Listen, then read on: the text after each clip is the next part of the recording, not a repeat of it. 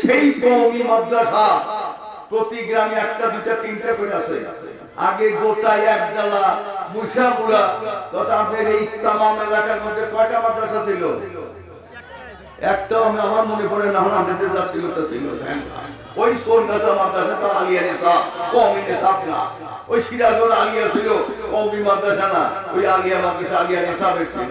এই সোনামুখী মাদ্রাসা ছিল আলিয়া নিসাব, কওমি নিসাব না। আমি বলছি কওমির কথা। তাই সেই কওমিয়ালারা এত হয়েছে, এত হাফেজ। সেদিন আমি এক হাফেজের কথা হয়েছে, পৃথিবীতে প্রায় 5 কোটি হাফেজ। হাফেজ আরো হোক চাই না আমরা, প্রত্যেকে হাফেজ হোক, আল্লাহ তার বালায় কোনো আপত্তি নাই। কিন্তু হাফেজ সাহেব যখন মাথা ধরে বড়ি খায়, কার বড়ি খায়? ওই বড়ি কে বানাইছে? হাফেজ বানাইছে? এক হয় ইংরেজ বানাইছে না হিন্দু বানাইছে? আর নয় তারা মুসলমানদের তারা থেয়াটা করে সেই বানাইছে বড়ি। এই বড়ি তো হাফেজ সাহেব খায়, মাথা ছেড়ে যায়, জ্বর ছেড়ে যায়। তাই হাফেজ সাহেব কি বানাইছে? হাফেজ সাহেব কোরআন হিফজ করেছেন, অসাধারণ ব্যাপার। এটা কার তুলনাও করছি না, এত সবের সঙ্গে এটা তুলনাও করবো না। আমি চাই আরো কোটি কোটি হাফেজ হোক, কিন্তু খালি এই হাফেজ সাহেবের কবর জিয়ারত করবো সেই হাফেজের দরকার।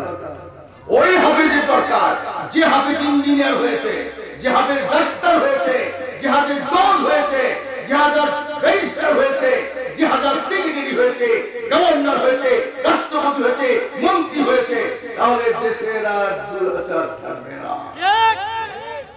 হাফেজ যদি ডাক্তার হয়, আপনারা তো মোহাম্মদ নাসিরকে বোধহয় চিনতেন না, চেনেন না?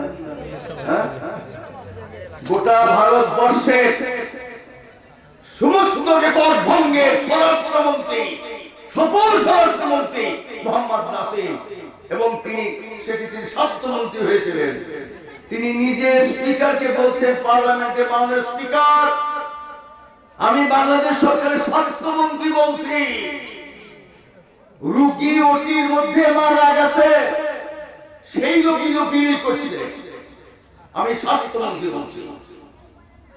তাই রোগী মারা গেলে কি তার বিল করে? হে বিল করছে।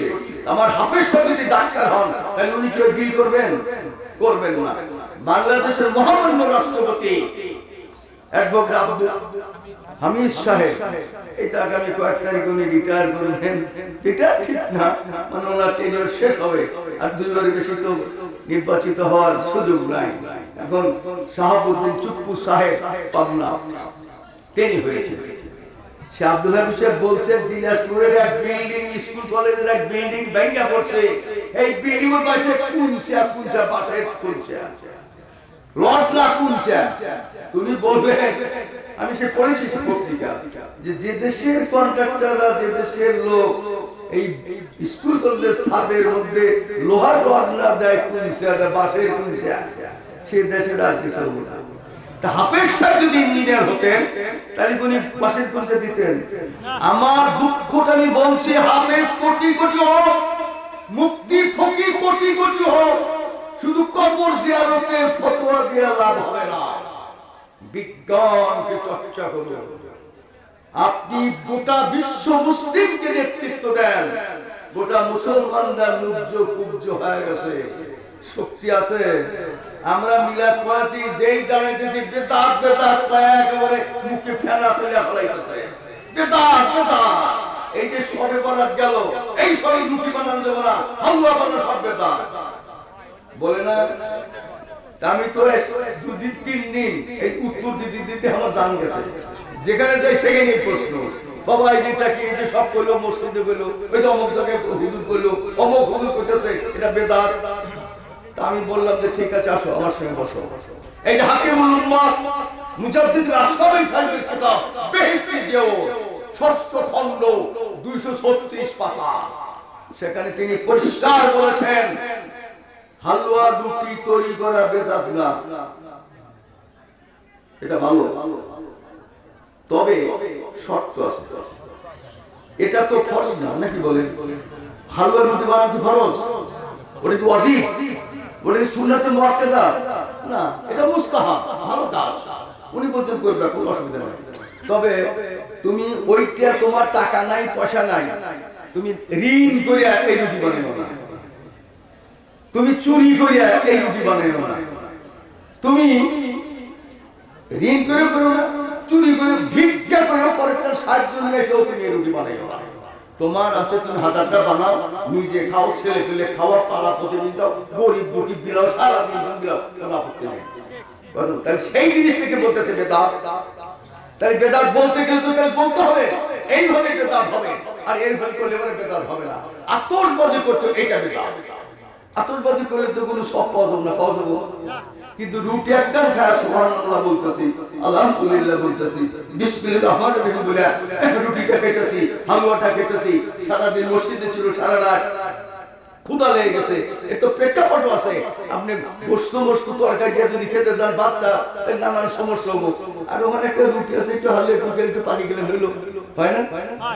সেই খাবারটা পবিত্র, সেখানে খাইলে আপনি সেখানে আল্লাহ জিকির হচ্ছে, সেখানে হামদ হচ্ছে, আল্লাহ রাসূল দরুদ হচ্ছে, নাত হচ্ছে, বলে ফেলে দিল কোরবানি দিয়া খালি চামড়া, খালি মাদ্রাসা দিবে, ওখানে বেদাত না, ওখানে চিন্তাই নাই। আপনি যে মসজিদে ইমামতি করছেন, খতিবগিরি করছেন, বেতন নিচ্ছেন, আপনি একটা কোরআনের আয়াত বলেন, একটা কোরআনের আয়াত 6666 মতো পর থেকে 6636টি কোরআন শরীফের আয়াত আছে। তাই একটা আয়াত অথবা একটা আয়াতের অংশ, একটা আয়াতের অংশ বলে আল্লাহ কইছে যে ইমামতি করে নামাজ পড়া মুয়াজ্জিনগিরি নাসাদ করে বেতন দেওয়া যাবে। আর আমি গোটা একটা দেখা দেখতেছি যে ওটা নেওয়া হারাম, তারপরে তো নিচ্ছে।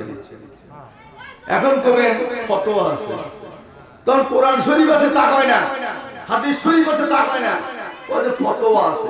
ফতোয়া তো থাকতেই পারে, ফতোয়ার মধ্যে ইখতিলাফ হয়েছে। ইমাম আজম আবু হানিফা রাহমাতুল্লাহ মালিক বলেছেন নেওয়া যায়, এইভাবে সমাজের অনেক কথা বলছে, বলছে নেওয়া যায়। তার উপর আবার ইমাম আহমদ বিন হাম্বল এবং শাফিঈ রাহমাতুল্লাহ নেওয়া যাবে না, দুজন কিন্তু নিষেধ করেছেন। তারপরে বলবো ইখতিলাফি মাসলা, তাহলে দুজন কোসে নেওয়া যায় আর দুজন কোসে নেওয়া যায় না। বেশ, এখন আপনি যদি ওই দুজনে মানেন তাহলে নেবেন, আর এই দুজনে যদি মানেন তাহলে নেবেন না। তাহলে দুজনে কিন্তু ঠিক আছে, যেহেতু মাসলা দুজনের পক্ষেই আছে, নেওয়ার পক্ষেও আছে, না নেওয়ার পক্ষেও আছে। কথা ভালো করে বুঝেন। আমরা যে কিয়াম করছি, এই কিয়ামের পক্ষেও আছে, বিপক্ষেও আছে। তাহলে আমার কিয়াম কেমন হবে কেন? গোটা বিশ্বের সমস্ত মুফতি ফকিহ মুস্তাহিদ তারা যদি বলতো যে কিয়াম বেদাত, সবাই যদি বলতো, তাই বলতাম হে বেদাত। হাজী ইমদাদুল্লাহ মুহাজির মক্কি শাইখুল আরব বলা যান, দারুল উলুম দেওবন্দ মাদ্রাসা তিনি প্রতিষ্ঠা করেছেন মিয়া কাসিমি নানুতুবি রাহমাতুল্লাহ আলাইহি। তিনি তার পীর হাকিমুল উম্মাহ মুজাদ্দিদ মিল্লাত আশরাফ আলী হাজী ইমদাদুল্লাহ মুহাজির মক্কির মুরিদ এবং খলিফা রশিদ আহমেদ গঙ্গুহি রাহমাতুল্লাহ আলাইহি রাহিমাহুল্লাহ, যিনি বিদআত বলেছেন, তিনি হাজী ইমদাদুল্লাহ মুহাজির মক্কির মুরিদ এবং খলিফা। দারুল উলুম মাদ্রাসা তিনি প্রতিষ্ঠাতা মিয়া কাসিম নানুতুবি হুজ্জাতুল ইসলাম, বিশ্বের বরেণ্য আলেম, তিনি হাজী ইমদাদুল্লাহ মুহাজির মক্কির মুরিদ এবং খলিফা। আমাদের দাদা পীর কেবলা খাজা আব্দুল বারী রাহিমাহুল্লাহ, তিনি প্রথম বাইয়াত করেছেন রশিদ আহমেদ গঙ্গুহির কাছে, এবং সর্বশেষ তারই ইশারায়, তারই ইঙ্গিতে তিনি মক্কা মুআজ্জামে গিয়ে হাজী ইমদাদুল্লাহ মুহাজির মক্কি শাকলা রামাল জামের কাছে কিছুদিন থাকেন, এবং হাজী ইমদাদুল্লাহ মুহাজির মক্কি তাকে তার স্বাধীন সার্বভৌম রূহানি পাগড়ি তাকে দান করে তাকে খেলাফত দিয়ে দেন। তাহলে সেই হাজী ইমদাদুল্লাহ মুহাজির মক্কি কিয়াম করেছেন, এরা কিয়াম করতেছে, এরা কিয়ামের বিরুদ্ধে রশিদ আহমেদ গঙ্গুহি কিয়ামের বিরুদ্ধে ফতোয়া দিয়েছে। সবাই ধরলো যে হুজুর আপনি বলতেছেন কিয়াম করা বেদাত, মানলাম। তাহলে আপনার যে পীর সাহেব, আপনি যার কাছে বাইয়াত করেছেন, আপনি যার কাছ থেকে খেলাফত পাইছেন, আপনি যার খেলাফতে যার ইজাজতে আপনি পীর হয়েছেন, আপনার পীর সাহেবই তো কিয়াম করে, তাহলে আপনার পীর বেদাতি, অতএব আপনিও বেদাতি। পীর যদি বেদাতি হয় তার মুরিদ কি হবো? বেদাতি হবো।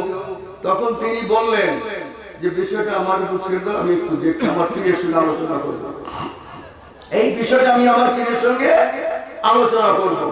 তিনি গেলেন পরের দিন। আমি খুব সংক্ষেপে বলছি, আমার কাছে সব রেকর্ড আছে, চাপাবাজি করছি না।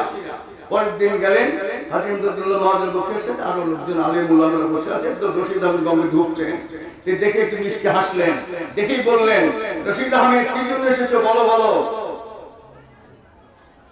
হাজী ইমদাদুল্লাহ মহাজের মাটি শাইখুল আরব আল আজম, তাকে আমরা বলি নেই শাইখুল আরব আল আজম, ভারতের দেওবন্দ থেকে গোটা আকাবির দেওবন্দ, দেওবন্দের যত বড় বড় মুফতি ফকিহ মুফাসসির কোরআন সবাই তাকে আত্মসাৎ বলেছেন। তিনি শুধু আরবের শাইখ না, তিনি শুধু আজমের শাইখ না, গোটা আরব এবং আজমের তিনি শাইখ, গোটা মুসলিম বিশ্বের তিনি শাইখ। সেই শাইখের কাছে গেছে তাই কি বলছে যে রশিদ আহমেদ কি বলছে বলো। বলে হুজুর আপনি মিলাদের মধ্যে আল্লাহর খুব খেয়াল করবেন, এবার আমার কাছে সব ডকুমেন্ট আছে, আপনি মিলাদের মধ্যে আল্লাহ রসুলকে দেখেন, তাহলে আপনি দাঁড়াবেন, এটা ঠিক আছে, কিন্তু আমি তো দেখি না, আমি দাঁড়াবো কেন? কথাটা বোঝা গেছে? রশিদ আহমেদ গঙ্গোহী কিন্তু বলছেন যে আপনি মিলাদের মধ্যে আল্লাহ রসুলকে দেখেন, তাই আপনি দাঁড়াবেন, এটা ঠিক আছে, এটা শরীয়ত সিদ্ধ, তবে আমি তো দেখি না, আমি দাঁড়াবো কেন? এখন কথা বোঝা গেছে? তাহলে রশিদ আহমেদের মতো অত বড় জ্ঞানী গুণী আলেম, যাকে বলা হয়েছে ফকিহুন নাস, এই অন্তরাত্মার ফকিহ, তাকে বলছে ফকিহুল উম্মাহ, ওটা মুসলিম বিশ্বের তিনি ফকিহ তিনি ছিলেন। তার লক্ষ্য ছিল কুতুবুলের সাথ, কুতুবুল আলম, তিনি দুই বুড়ে আঙ্গুলের দিকে তাকালে বিশ্ব ভ্রমণের ছবি দেখতে পেতেন। সেই রশিদ আহমেদ গঙ্গোহী আল্লাহর নবীকে মিলাদের মধ্যে দেখে না, তিনি বললেন, আর বললেন যে আপনি দেখেন, এটা ঠিক। তাহলে হাজী ইমদাদুল্লাহ মহাজের মক্কি দেখে, এই সাক্ষী কে দিচ্ছে? রশিদ আহমেদ গঙ্গোহী দিচ্ছে। তো বাবা নিজেই বলতেছে আমি তো দেখি না, তাহলে আমি দাঁড়াবো কেন? এইবার তার পীর বললেন, হাজী ইমদাদুল্লাহ মহাজের পক্ষে বললেন, তুমি দেখো না? বলে হুজুর আমি তো দেখি না। দেখতে চাও? বলে জি আমি দেখতে চাই। তোমার উজু আছে? জি উজু আছে। আমার হাঁটু হাঁটু লাগাও। হাঁটু হাঁটু লাগালেন, বললেন চোখ বন্ধ করো। চোখ বন্ধ করলেন। কিছুক্ষণ পর কিছু দেখছো? বলে না।